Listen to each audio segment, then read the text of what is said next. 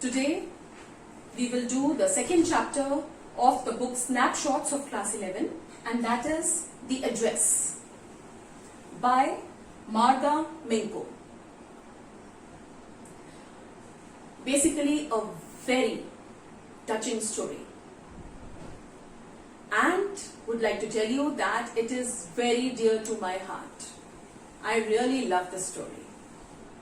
And this story by Marga Minko shows the human predicament during the pre-war and post-war period. What people go through, what their feelings are before war and after war. And as we all know, war is devastation, excessive, lot of deaths, bloodshed. Such a negative word war is, brings about lot of tragic instances. This story is about Mrs. S, as it is referred in your book, and her daughter are protagonists, the main lead role, and she herself is narrating the story. You know, this family, Mrs. S family, was a Jewish family. And as we all know, during war, the Jews had to go through a lot of problems. They had to even vacate their houses. They had all run away. We have already, read so much about Hitler, what happened in Germany, what happened with the Jews, how they were discriminated. So many of them were killed, were sent to concentration camps. Many ran away. They went into hiding, as we have read before about Anne Frank. Such a lot had happened. And our protagonist had to go through so much. She lost her mother. She lost so many things. So many things now we will do in the chapter, and you will refer to that. You will understand what I was saying. So it so happens, when the story starts, it so happens that our protagonist went searching. She got off the train and went searching for Marconi Street, address, house number 46. She remembered this address as it was told by her mother. Her mother, who was now no more. She had lost her mother during war. So it so happened that our protagonist remembered this address. And why? Because this address belonged to Mrs. Dorling, an old acquaintance of our protagonist, Mrs. S. She was an old acquaintance of Mrs. S. And she had a lot of things of our protagonist's mother with her. So her mother had always told her that Mrs. Dorling lives at Marconi Street, house number 46. Remember, our things are with her. And after the war, when things had become all normal, during war you cannot go here and there.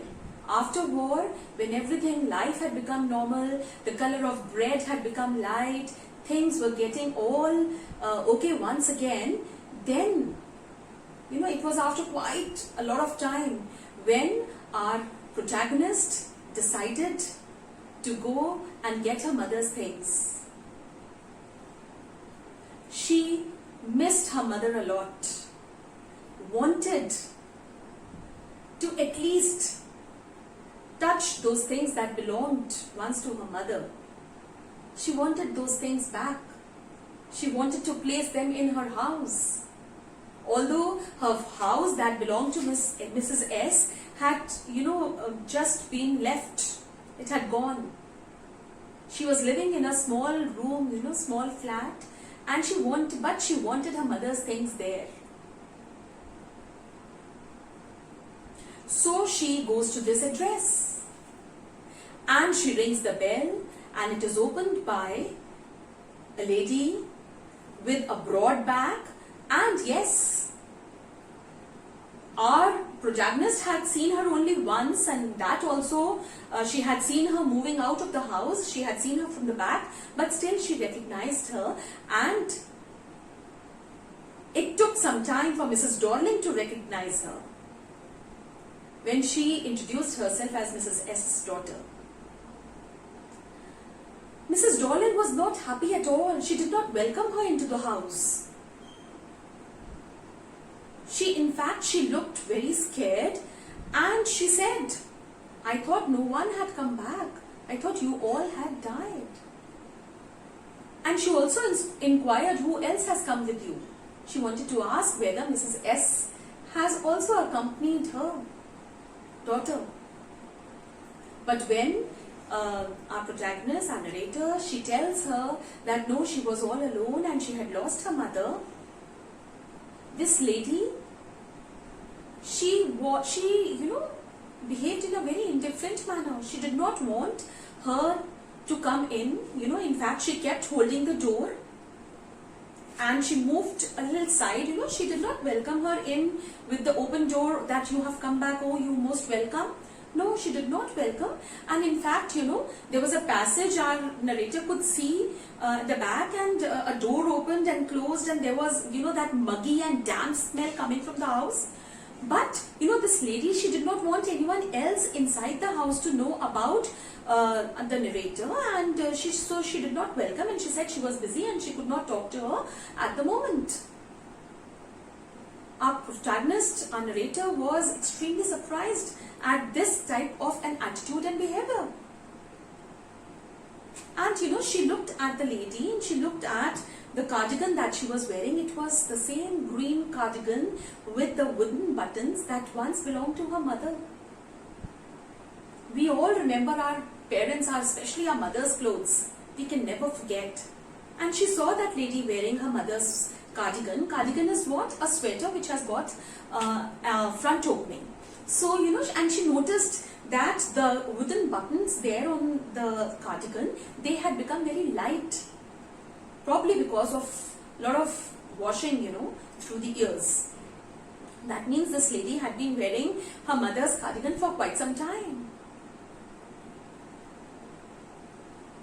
And then, that lady, acting very, very rude, she closed the door and she said, "I can't meet you right now." And she closed the door at the narrator's face. She felt so bad. She came down to check the address, and she confirmed, yes, it is 46 number and Marconi Street. And yes, that lady was wearing my mother's cardigan. She felt very bad. And, when she looked at the house, she saw someone peeping from the window too. She didn't know who it was. She saw someone looking, whether she was leaving or not, don't know what. So with a heavy heart, she walked down the street, and she had no one over here, so she had to go back and catch the train again. So she started walking towards the station, and she noticed the places that were familiar. She was here after the war. She remembered this place, those, some spots, some landmarks you remember of the pre-war period. So she saw all that, and then she was reminded of the past. And she remembered, because this lady did not entertain her, so she remembered her mother talking about this lady. And it was, when it was before war, when the narrator, she used to live somewhere else, and she had come to visit her mother.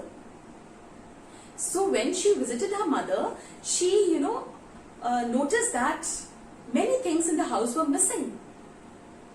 You know, when you are staying in a house and you have many showpieces, things in the, sideboard, in the cupboards, in the cups and the saucers, you don't notice them because they're all filled and they're kept that way.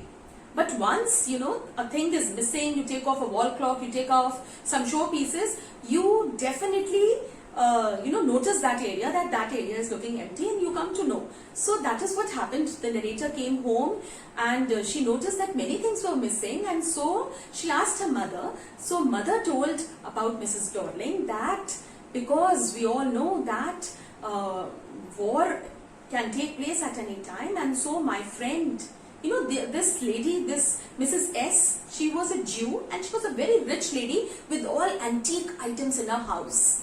She had all those silver utensils and the crockery, silver cutlery set she had, all the antique plates that we hang. Everything was nice and beautiful. So Mrs. Dorling, her mother told the narrator that now as war is, any time a war can take place. So Mrs. Dorling, she is an old acquaintance and I have not met her for quite some time, but now she is so nice. A person who is nice will always find the other's actions good. They will never misunderstand anyone. So the same happened, and she said that this lady was so kind to come, and she was coming there every day and filling suitcases with all the antique pieces, all the silver material in the house, all the plates of silver, all the spoons of silver, forks of silver, everything she was filling and taking to her house. And she told the protagonist's mother that she would keep everything safely, and that this was necessity because it was quite possible the Jews had to leave the house and run away. So she offered to help, that she would keep all things intact, and after war they could come and take their things. So Mrs. S was so happy. She felt that this Mrs. Dorling was acting so kind. She was so concerned, filling so many suitcases and carrying with her. So she had told her mother, she had told her daughter about this, and she had also mentioned that this lady stays at house number 46, Marconi Street. So the daughter remembered this address. And the daughter had noticed this lady, carrying those heavy bags, which could also cause a back pain to her because they were so heavy, they were so loaded. She took almost everything from their house. So, she had noticed that this lady had a broad bag, and while walking down the lane and she was going back to the station, so she remembered all this. And now after war, when she was here to take back her things, she felt so bad that Mrs. Dorling did not want to even speak to her, did not even want to ask about Mrs. S. So, she feels very bad. And then because she remembers her mother's things, the beautiful items, the beautiful cutlery, the things, everything they had, the antique items, everything belonged to her mother, and she wanted to touch them once. The mother who was now no more, she missed her mother. So she wanted those things back, and so she planned, why should I not give this a second chance? So she turned back, went to Mrs. Dorling's house again rang the bell, and now the second time the door was opened by her daughter, Mrs. Dorling's daughter, who was around 15 years of age. Now this daughter did not know who the protagonist, the narrator, was. So, but when she came to know that this protagonist, the narrator, had come to meet her mother, so she welcomed her inside. She opened the door and she said, "You can wait, my daughter, my mother has gone for an errand, for an important work, and if you want, you can wait." So the narrator decided to wait for Mrs. Dorling to come back. So she goes, behind her daughter, Mrs. Dorling's daughter, and she follows her down the passage. And when she was going down the passage of the house which led to the living room, she saw the beautiful Hanukkah candle stand that once belonged to them, the protagonist family.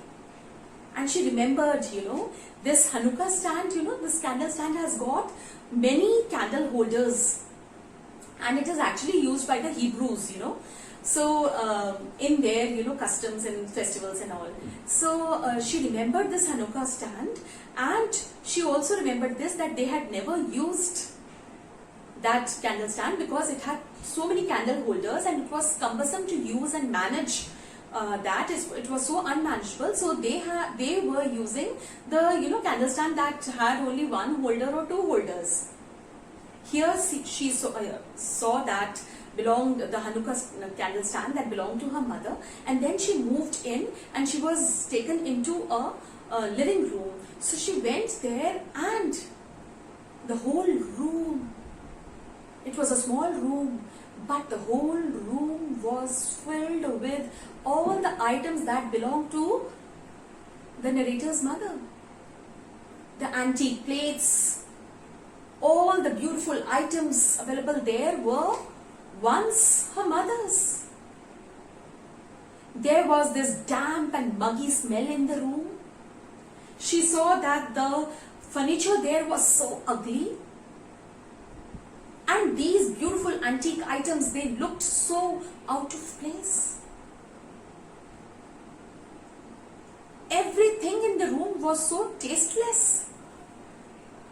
And the things that belonged to her mother, all the antique items, all the beautiful plates, they had lost the emotions that once,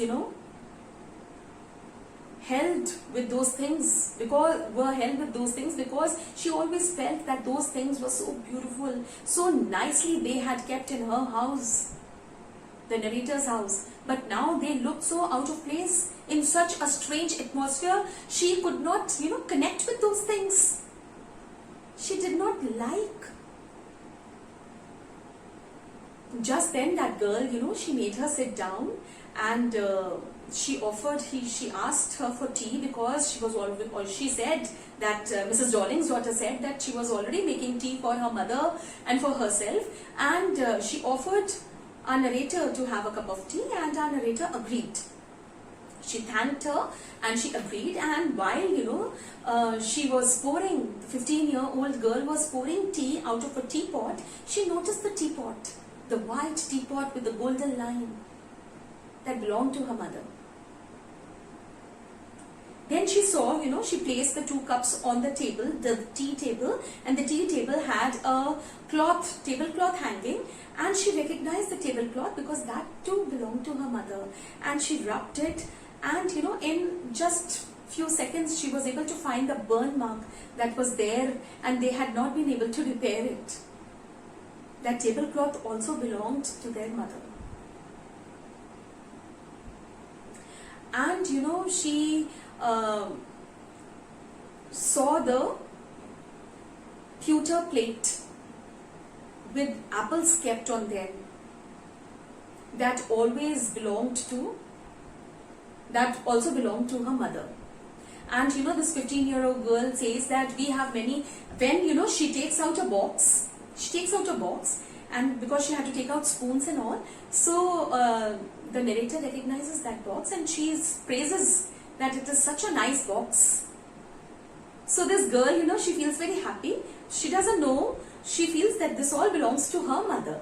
She didn't know that it all belonged to the narrator's mother. So very proudly, she says that we have such beautiful things in our house. We have those antique plates. And she also tells that once, they all ate on those antique plates too.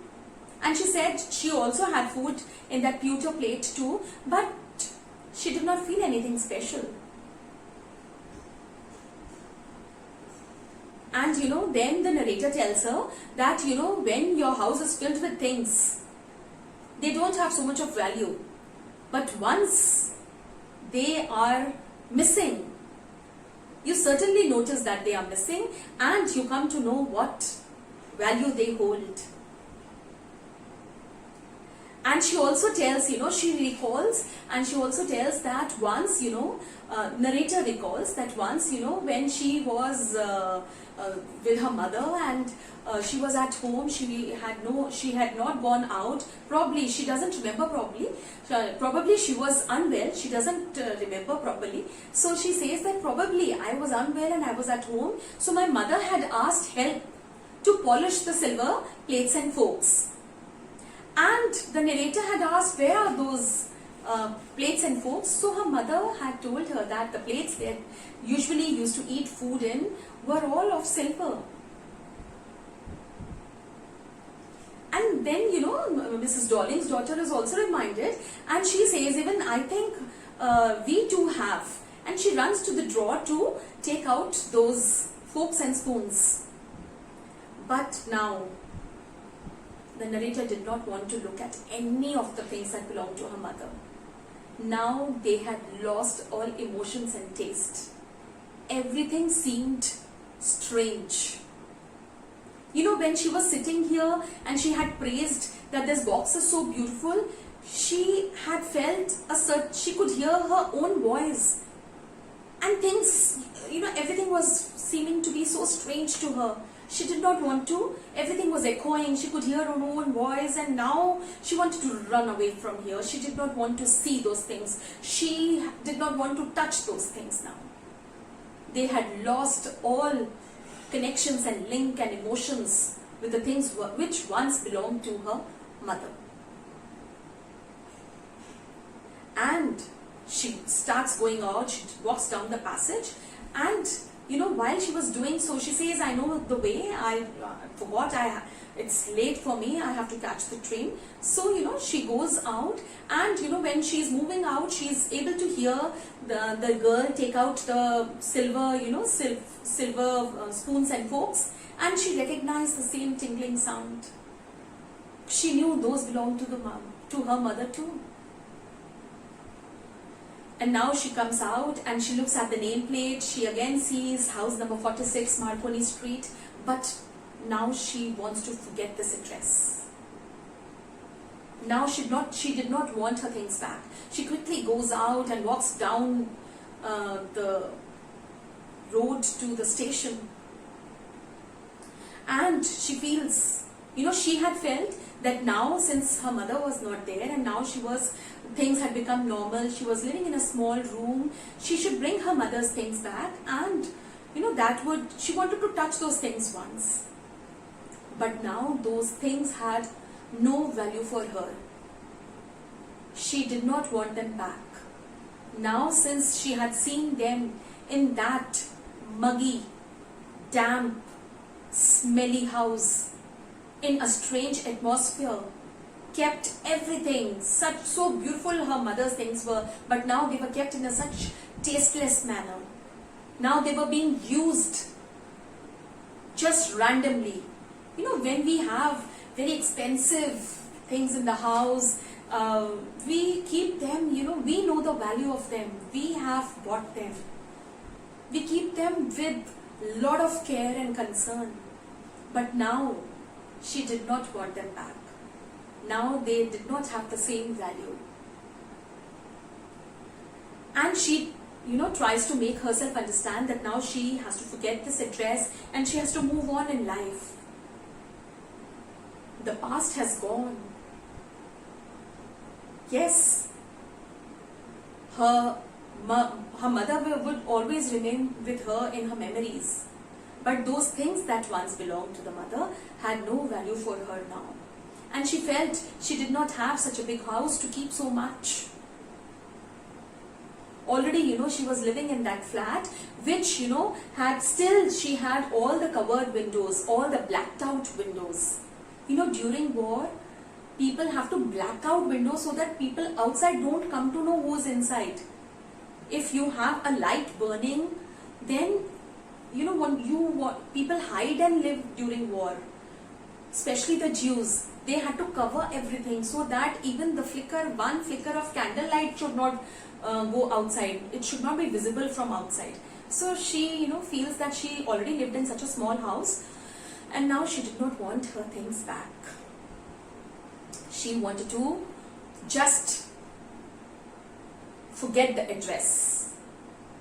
So this whole chapter, the theme is human predicament during pre-war, how Mrs. Dorling, visited them.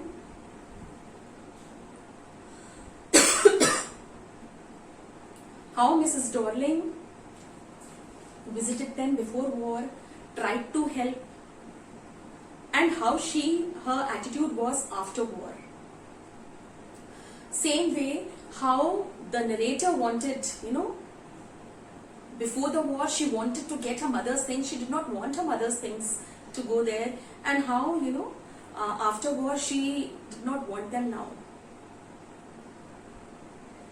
So, and why she wanted to just forget the address. All these are the main things that we should know in the chapter. I've covered everything. And if you go through any problem, read the chapter, you'll love reading it, and watch my video. And if you go through any problem, please write it in the comment section. And do take good care of yourself. Please, if you have still not subscribed my channel, do subscribe. Thank you. Have a nice day.